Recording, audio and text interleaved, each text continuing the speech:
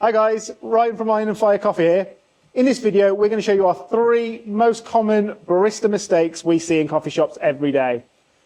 Our first one we see is a barista, once they've ground their coffee and tamped it down nicely, I'll often see them hit it with their tamper afterwards. Not only does that destroy the coffee bed you've just lovingly created, creating cracks within that and causing channeling and very quick extractions, which not only does it reduce the flavour in the coffee, just ends up in a really, really poorly made coffee. You're also likely to damage your tamper and to damage your basket on your portafilter. So you're likely to bend the metal, and when that's inserted back into your machine and you press the button to release the water, water will likely start to spray over the sides over time, creating a very, very poorly made coffee. Something you really don't want to be doing.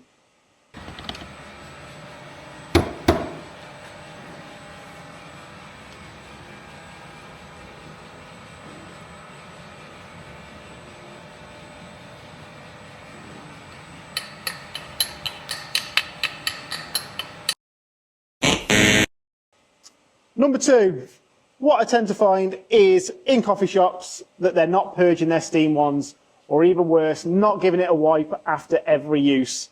It's really, really important to make sure you give your steam wand a purge before you start, because not only does it have a lot of build-up of water within the machine, which will create a very, very bubbly texture within your milk, it's also good to get rid of any built-up milk what may be left inside of there.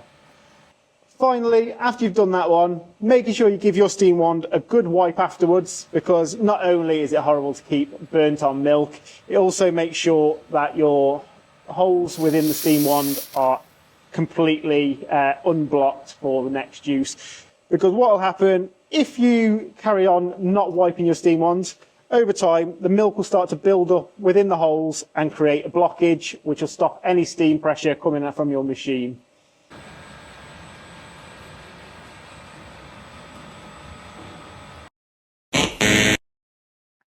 And third and final one is reheating milk.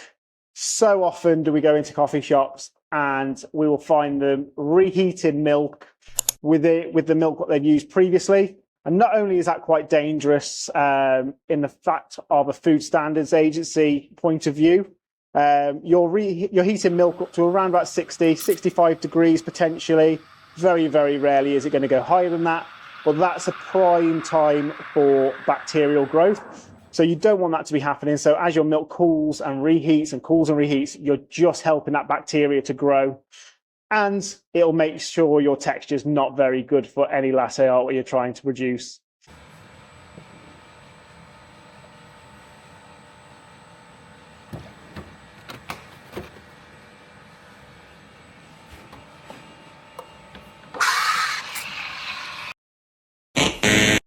So there are 3 main mistakes we see within coffee shops.